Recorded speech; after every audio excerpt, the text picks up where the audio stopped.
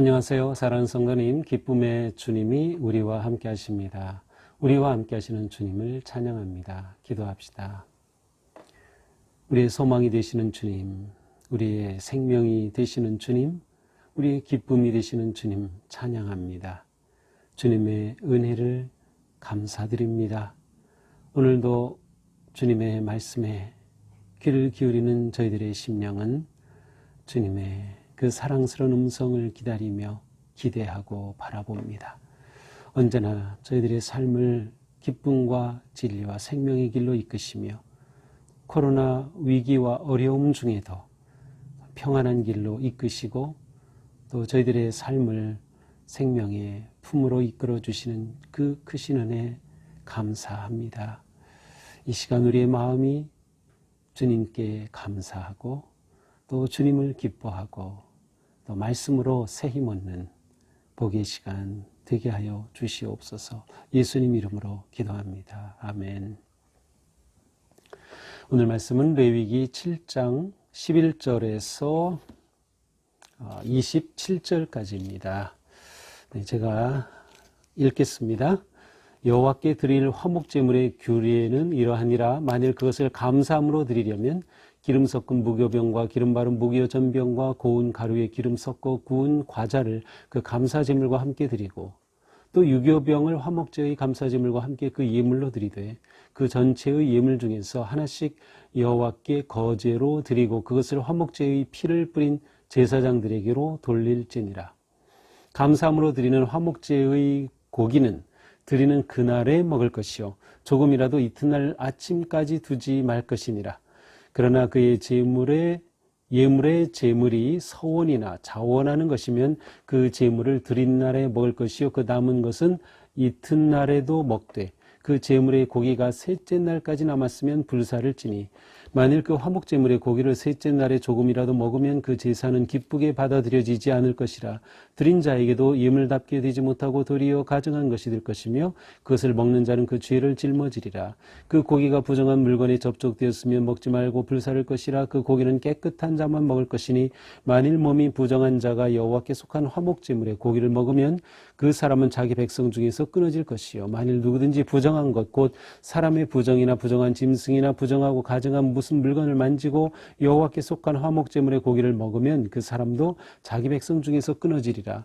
여호와께서 모세에게 말씀하여 이르시되 이스라엘 자손에게 말하여 이르라. 너희는 소나 양이나 염소의 기름을 먹지 말 것이요 스스로 죽은 것의 기름이나 짐승에게 찢긴 것의 기름은 다른 데는 쓰려니와 결단코 먹지는 말지니라. 사람이 여호와께 화제로 드리는 제물의 기름을 먹으면 그 먹는 자는 자기 백성 중에서 끊어지리라. 너희가 사는 모든 곳에서 새나 짐승의 피나 무슨 피든지 먹지 말라. 무슨 피든지 먹는 사람이 있으면 그 사람은 다 자기 백성 중에서 끊어지리라. 아멘.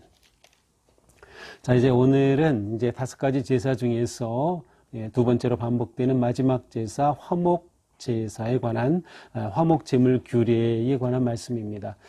앞에서 한번 나왔던 화목제물에 관한 말씀이지만 또 제사장의 입장에서 또 앞에 언급되지 아니한 그런 구체적인 내용이 새롭게 나오면서 화목제물의 규례가 어떠한지를 우리에게 잘 보여주고 있습니다. 자, 우선 화목제물은 3가지 경우에 드리는 제물입니다. 첫째, 12절입니다. 만일 그것을 감사함으로 드리려면 그렇습니다. 하나님께 감사하는 마음이 생기는 거예요. 하나님의 은혜가 너무 고마운 거예요. 그래서 하나님께 감사하는 마음으로 드리는 것이 화목제물이었습니다.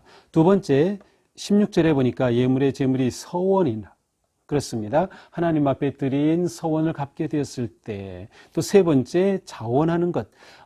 특별히 자신의 마음에 하나님께 자원해서 드리는, 보통 이렇게 자원해서 드리는 것을 낙헌제라고 불렀는데 바로 이 3가지 경우, 감사, 서원을 행하였을 경우, 그 다음에 자발적으로 자원하여서 드리고자 하는 어떤 마음이 생겼을 때에 드리는 것이 화목제물입니다. 그러니까 이 화목제물은 정말 뭐라고 할까요? 따뜻한 아름다운 향기로운 제물로 하나님께 드려지는 것이죠. 자, 어떻게 드립니까? 12절로 다시 돌아가서 보면 기름 섞은 무교병, 기름 바른 무교전병, 고운 가루에 기름 섞어 구운 과자를 감사제물과 함께 드리고, 13절에 또 유교병을 화목제의 감사제물과 함께 예물로 드리되. 자, 앞에서는 이제 하나님 앞에 드리는 거 화목제물이 동물을 잡아서 드리는 것, 그래서 기름은 전부 하나님께 다 드리고 이제 몸통 고기는 나눠 먹게 했던 것을 봤어요. 근데 여기서는 이제 곡물로 드리는 제사, 보통 이것을 처음에 우리는 소제로 우리가 보았죠. 그래서 소제는 곡물로 드리는 가루를 드리든지 이렇게 전병을 구워서 드리든지 하는 것을 소제라고 하는데, 화목제물로 드릴 것 중에도 동물뿐만 아니라 소제로 드리는 것과 같은 이러한 곡식 제물이 포함이 되어 있었습니다. 기름 섞은 무교병, 이스라엘 백성들이 먹는 일반적인 그러한 빵인데 기름을 섞은 효모를 넣지 않은 무교병, 그 다음에 기름 바른 무교 전병. 전병 하면은 꼭 우리나라의 호떡과 비슷하다고 생각하시면 돼요. 그래서 기름을 바른 무교 전병, 그 다음에 기름 섞어서 가루로 반죽해서 구운 과자 같은 것을 예물로 드릴 수 있어요. 이때는 동물로 드린 다음에 그 위에 이것을 드리곤 했죠. 자, 그런데 특별한 것이 13절에 유교병이 나옵니다. 원래 하나님께 드릴 제물에는 이렇게 효모가 섞이지 못하도록 그렇게 누룩을 넣지 못하도록 되어 있었어요. 소제에 드리는 규례에는. 그런데 이 화목제로 드리는 규례 중에는 유교병도 허락하고 있습니다. 유교병으로 드려진 것은 전부 제사장 몫으로 돌아갔어요. 이것은 따로 제물로 드리기보다는 제사장 몫으로 드리는 부분이 바로 유교병이 있어요. 자, 14절 이렇게 예물을 하나님께 드리는데 하나씩 여호와께 거제로 드려라.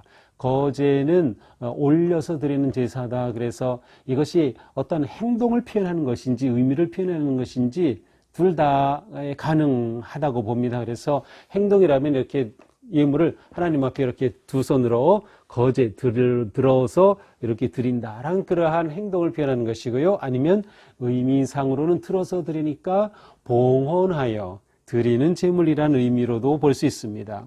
어쨌든 이렇게 화목제로 드리는 예물은 하나님께 거제로 들어 올려서 봉헌하는 것으로 드리는 예물이었어요. 이렇게 드리고 그것을 화목제의 피를 뿌린 제사장들에게로 돌릴지니라 그랬습니다. 이렇게 거제로 드린 후에 또 유교병은 제사장에게로 또 곡시로 드린 것도 나머지는 제사장에게로 돌렸습니다.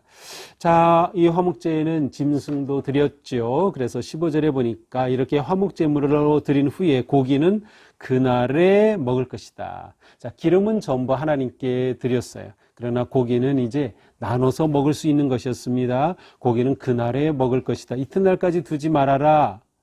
그런데 이튿날까지도 먹을 수 있는 것은 16절에 보니까 서원하여 드린 화목제 혹은 하나님 앞에 자원하여 드린 낙헌제로 드린 이 짐승의 경우는 이튿날까지는 또 먹을 수 있었어요. 그러나 이것도 셋째 날에 가면 남은 것이 있으면 무조건 다 불살라야 했어요. 만약에 남은 것, 조금이라도 남은 것 먹었다. 그것은 아주 부정하게 되는 것이고 이 죄를 엄중하게 묻겠다고 하십니다. 그래서 이것은 이 가증한 것이 되는 것이다. 또 이렇게 이 화목제로 드린 고기를 이동하다가 부정한 물건에 접촉할 수도 있어요. 그렇게 됐으면 그거 먹지 말고 불살라라. 고기는 깨끗한 자만 먹을 것이다. 하나님 앞에 정결한 자가 먹을 수 있는 것이죠. 20절 만일 몸이 부정한 자가 여호와께 속한 화목제물의 고기를 먹으면 그 사람 백성 중에서 끊어진다. 아주 엄벌이 내려집니다. 정결한 성도가 하나님 앞에 이것을 먹을 수 있어요. 누가 정결한 성도예요? 이 제사법에 따르면 하나님께 속죄제를 드림으로 사함과 정함을 받은 하나님의 백성이 화목제를 통하여 이 제물을 함께 나누어 먹을 수가 있는 것이죠. 만약 이런 그 동물 가운데서 부정한 것, 사람의 부정한 짐승, 부정하고 가증한 물건을 만지고 여호와께 속한 화목제물의 고기를 먹으려고 하면 역시 그것도 부정한 것이, 가증한 것이, 그래서 하나님 앞에 끊어질 것이다. 자, 그러면 왜 하나님께서는 이렇게 화목제로 드려진 고기를 당일에 다 먹어야 한다고 했었을까요? 또 서원, 또 낙헌, 자원하여 드린 제물의 경우는 이튿날까지는 무조건 다 먹어야 한다고 하셨을까요? 그 이유에 대해서는 설명하지 않아요. 어쩌면 그 당시에는 이 고기를 보관하는 것이 어렵기 때문에 부패할까봐 그랬을까? 그렇다면 굳이 그날에 먹어라, 아니면 이튿날이라, 이튿날에도 먹을 수 있다는 것은 이튿날까지 다 둘 수 있는 것이라면 굳이 그날에 먹으라고 또 하신 이유는 무엇일까요? 그래서 이것을 생각할 때 보통 어떻게 보는가 하면, 하나님께서는 이렇게 화목제로 드린 제물을 가능한 한 많은 사람과 나누기를 원하신다는 걸 알 수 있어요. 이렇게 화목제물로 드린 후에 나온 고기는 가지고 가서 제사를 드린 사람과 그 가족과 이웃 누구나가 다 나눠 먹을 수가 있었어요. 그런데 예를 들어서 염소를 잡았다, 양을 잡았다 하면은 그 몸에서 나온 고기가 꽤 많죠. 제사장 몫을 드리고도 많이 남아요. 그것을 자기 가족끼리만 두고두고 먹지 못하게 한 겁니다. 그날에다 없애려면 최대한 많은 사람을 불러와야 됐어요. 가난한 사람, 소외된 사람, 배고픈 사람, 모든 사람들을 초청하는 거죠. 그래서 화목제물을 나눠 먹는 이것은 하나님의 은혜와 사랑의 나눔을 명령하신 아주 은혜로운 제사다 하는 것을 알 수 있어요. 이렇게 화목제물을 드렸다 하면은 그날은 그 동네에 잔치가 열린 셈이에요. 많은 사람들을 초대해서 그날에 그것을 다 소비해야 하였던 것이죠. 자, 22절입니다. 여기서는 이제 먹지 말아야 할 규정이죠. 그 대표적인 것이 피, 기름을 먹지 말라는 것입니다. 22절, 너희는 소나 양이나 염소의 기름을 먹지 말라.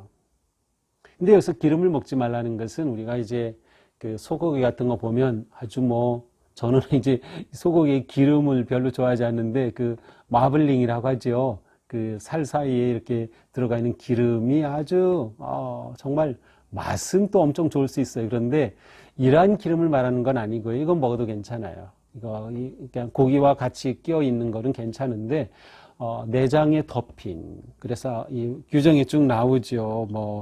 이러한 그 내장 안에 기름 덩어리로 있는 내장 지방입니다. 이 기름을 말하는 것이에요. 그래서 이것은 떼어서 하나님의 몫입니다. 결코 이것을 먹어서는 안 된 거예요. 심지어 죽은 짐승조차도, 근데 스스로 죽은 짐승, 또 병으로 죽은 짐승, 또 다른 짐승에 물려 찢겨서 죽은 짐승, 어떠한 것이라 하더라도 역시 기름은 결단코 먹으면 안 된다라고 규정하고 있습니다. 25절, 사람이 여호와께 화제로 드리는 제물의 기름을 먹으면 그 백성 중에서 끊어지리라. 하나님의 몫을 그가 취한 것이기 때문에 이것은 하나님의 진노가 임하는 것이었습니다. 근데 재미있는 것은 이 화목제물로는 비둘기 같은 새는 제물로 드리는 것이 아니었어요. 그것은 먹을 게 없기 때문이죠. 먹을 게 없어요. 이것은 자원하여 또 감사함으로 드리는 거기 때문에 의무로 드리는 것이라고 하면은 가난한 사람이 어떻게 양을 잡아 드립니까? 어떻게 소를 잡아 드립니까? 물론 소는 이제 제사장의 경우이지만 어떻게 양을 잡아 드립니까? 그런데 의무적으로 해야 될 속죄제라든지 번제 같은 경우는 비둘기, 산비둘기 같은 작은 것, 심지어 그것도 어려우면은 곡식으로 드리는 소제로도 가능했어요. 그러나 자원하여 드리는 것이기 때문에 이것은 하나님께서 비둘기 같은 것들은 제물로 택하지 않으셨어요. 제물로 드리고 함께 나눠 먹을 수 있는 그러한 화목의 제물로 규정하신 것이죠. 26절, 너희가 사는 모든 곳에서 새나 짐승의 피나 무슨 피든 먹지 말라. 27절, 무슨 피든지 먹는 사람이 있으면 그 사람은 다 자기 백성 중에서 끊어지리라. 그래서 피는 생명이고 생명의 주인은 하나님이시다. 그래서 하나님께 드려진 것이기 때문에 피와 기름은 먹을 수 없다는 그런 규정입니다. 자, 오늘 말씀 이렇게 보면서 오늘 말씀은 화목제에 관한 그러한 말씀이에요. 이렇게 정리해 볼 수 있을 것 같아요. 우리 그리스도인의 삶은 화목제사의 삶이다. 한번 이렇게 볼 수 있을 것 같아요. 우리 그리스도인의 삶은 화목제사의 삶이다. 그 말은 우리의 삶은 하나님과 화목하고 그리고 다른 사람과 성도들과 또한 이웃과 화목하는 삶, 이것이 하나님의 자녀인 우리의 삶이 되어야 한다는 겁니다. 그래서 우리가 드리는 예배는 이러한 예배가 되어야 돼요. 하나님의 은혜에 감사하여 드리는 화목의 예배, 또 함께 모인 성도들이 서로 음식을 나눠 먹듯 그렇게 화목하며 하나가 되는 예배. 지금 우리는 코로나로 인해서 이렇게 공동체 예배가 아주 약화되고 있어요. 집에서 온라인으로 가정별로 개인별로 예배는 드리지만 모여서 드리지 못하기 때문에 그러한 경우 함께 모여 나누고 섬김이 약화된 그러한 예배가 지금의 우리 예배. 하지만 우리의 예배의 본질은 공동체성에 있다. 함께 모여 나누고 섬김에 있다. 함께 음식을 나누고 먹는 그 시간이 얼마나 그립습니까? 우리가 이러한 예배자로 사는 것이 진정한 하나님의 자녀의 삶이다라는 것이죠. 그래서 우리의 삶은 사랑과 나눔의 삶, 이것이 화목의 모습이에요. 화목하다라고 하면 거기에는 음식을 함께 먹는 모습이 담겨져 있는 거예요. 하나님의 사랑의 식탁이죠. 또 우리의 성찬은 역시 부활의 주님을 예배하고 주님의 그 구속의 은혜를 감사하는 거룩한 식탁이면서 우리를 위해 자신을 대속물로 내어주신 하나님의 그 사랑과 은혜를 함께 나누는 감사의 식탁이기도 합니다. 우리는 모든 제사를 드릴 때 화목제는 자발적으로 자원하여 감사함으로 드리는 예배임에도 불구하고 그 제사도 하나님이 정하신 규례대로 지켜야 했습니다. 그것은 하나님께 온전히 순종함이 중요했기 때문입니다. 아무리 내가 볼 때 이게 좋아 보여도 내 생각으로 판단하는 것이 아니라 하나님께 순종함으로 나아가는 그러한 마음과 헌신이 진정한 예배자의 모습인 것이죠. 오늘 이 말씀을 우리 생각하면서 오늘 하루 우리가 우리 이웃과 또 우리 가족과 또 우리 성도들이 서로 화목하는 그러한 기회가 되면 좋겠습니다. 서로를 위해 중보 기도하고 또 만날 기회가 될 때 축복하고 사랑을 나누고 교제를 나누고 또 함께 문자로도 또 전화로도 이렇게 교제하며 하나님과 화목하고 사람과 이웃과 화목하는 그런 행복한 하루가 되기를 축복합니다. 기도합시다. 주님 감사합니다. 하나님께서 화목제의 제사를 규정을 정해 주심으로 이처럼 하나님 앞에 나와 감사하고 그 은혜를 기뻐하며 또한 하나님의 그 사랑을 함께 나누고 섬길 수 있는 이러한 놀라운 길을 열어주신 주님. 예수님께서 우리를 위하여 대속제물이 되신 것은 또한 화목제물로 우리를 위해 죽으신 것이어서 우리가 예수님의 그 은혜를 힘입어 서로 사랑하고 섬기고 화목하며 은혜를 나누게 하여 주신 그 사랑에 감사드립니다. 오늘 저희의 삶이 온전한 화목의 삶, 하나님과 그리고 이웃과 화목하게 하시고 우리 예배가 이처럼 하나님 앞에 거룩하게 드려지고 함께 나누고 섬기는 사랑의 예배가 될 수 있도록 인도하여 주시옵소서. 예수님 이름으로 기도합니다. 아멘. 네, 오늘도 주님의 은혜 안에서 우리의 삶의 기쁨과 사랑이 넘치는 화목의 하루가 되기를 축복합니다. 사랑합니다.